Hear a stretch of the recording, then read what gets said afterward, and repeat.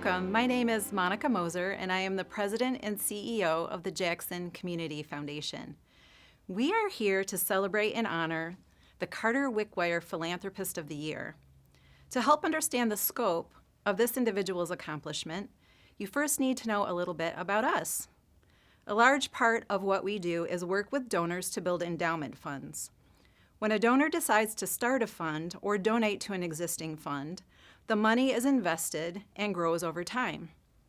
The donor spends a portion of the investment income from their fund each year to support local nonprofits with causes that are meaningful to them. Next, we support a team of donors and community members to seek grant proposals and scholarship applicants. They review and prioritize them according to the impact they hope to achieve. We make sure all the steps are followed and the dollars invested are used consistent with the donor's wishes and the rules established by the state of Michigan and the IRS. We also collaborate and provide community leadership. That means we work with other organizations throughout the county to identify and tackle our most pressing needs. We recently worked with the Jackson COVID Action Network and the United Way to support our most vulnerable citizens affected by the pandemic. The Carter Wickwire Philanthropist of the Year Award is named after Lieutenant John L. Carter and Private First Class John Gilbert Wickwire, both whom lost their lives during World War II.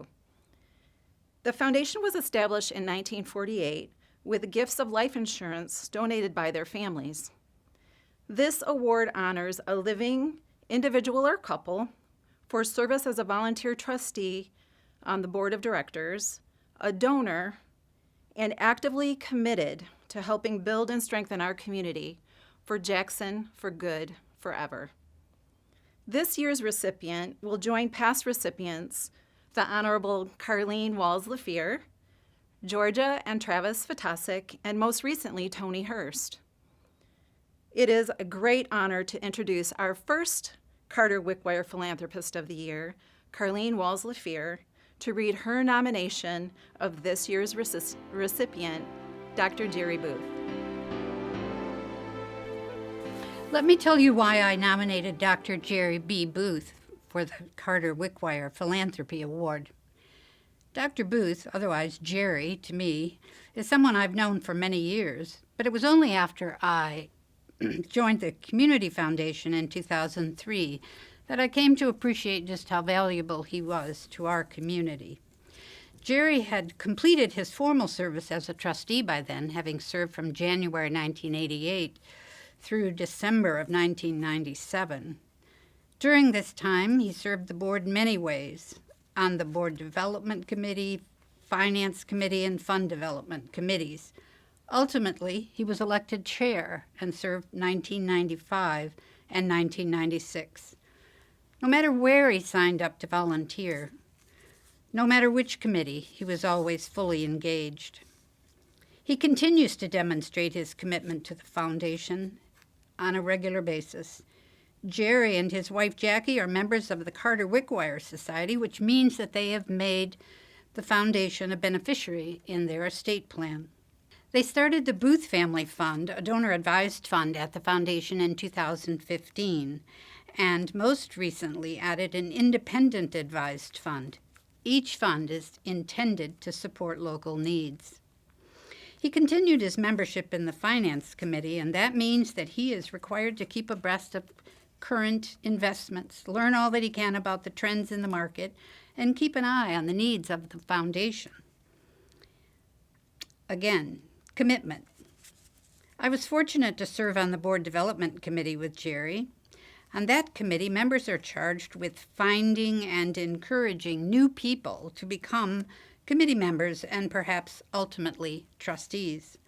Jerry was enthusiastic in his assignments to have one-on-one conversations with prospective volunteers, to have the opportunity to explain why it is that he continued to be engaged year after year. While I was on the board, we had some personnel issues. Again, there was Jerry, ready to sign on to assist in finding a new CEO, spending the hours necessary for meetings, interviews, and giving support to existing staff. For any of you who've gone through such episodes as volunteers or as nonprofit executives, you know how important that kind of dedication is to an organization. In addition, he was a vital help to the interim CEO, doing whatever was required to keep the foundation on an even keel. He continues to support the staff in every way that he can to this day. This Albion native decided while he was in his teens that he was going to study dentistry. Following his goal, he graduated the University of Michigan School of Dentistry in 1961 and his surgical training in 1964. Most notable for me is that after his retirement from his dental practice, he went on to practice at the Center for Family Health in Dental Services. How great is that for the patients at the center to have the services of this skilled oral surgeon? He also found time to help in other ways. He served on the Allegiance Health Finance Committee, the Jackson Health Network Board of Directors, and is one of the advisors on the Samuel Higbee and Margaret H. Camp Fund, now a foundation fund that supports local nonprofits across the community. It should be clear by now why it is that Dr. Jerry B. Booth is well qualified to be the recipient of the Carter Wickwire Award, with our thanks for his commitment. Hi there, I'm Monica Moser, the President and CEO of the Jackson Community Foundation, and I am so excited to be sitting, socially distanced, with Dr. Jerry Booth, this year's Carter Wickwire Philanthropy Award winner. Welcome, Dr. Booth. Thank you very much. So what does it mean to you to win or be awarded the Carter Wickwire Philanthropy Award? I'm very, very honored, humbled. I'm not used to having light shine on my head regarding how much I love Jackson and the community, but I'm really pleased to be picked out, and thank you very much for this award this year.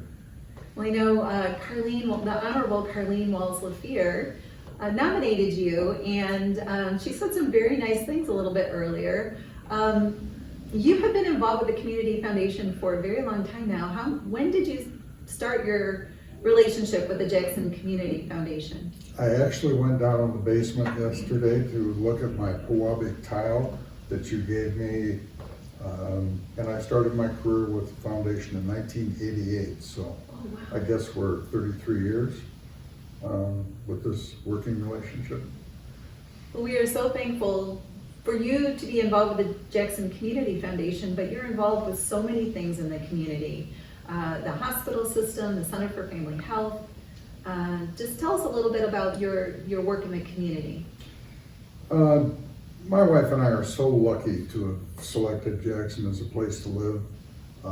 The school system, who educated our children, the cultural opportunities that exist with the museum, the outdoor recreational opportunities with the trails, the parks, the lakes, Dahlem Center, and then philanthropy. Your foundation, when I joined it, had assets of I think $2.5 million. I believe you just eclipsed, what, 31 million? 31 million. And gave back to the community just last year $1.6 million. Yeah. And that also, I want to comment on the 50 or 60 other nonprofits that exist in this community.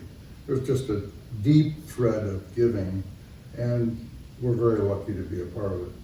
Well, thank you so much for all of your dedication and support, not just to the Community Foundation, but to the community, and we appreciate you. And we're excited to bestow upon you the Carter Wickwire Philanthropy Award. Thank you very much. A special thanks to Carleen for selecting me for this award. I'll need to get her email because I want to give her a personal thank you. Thank you so much. Mm-hmm.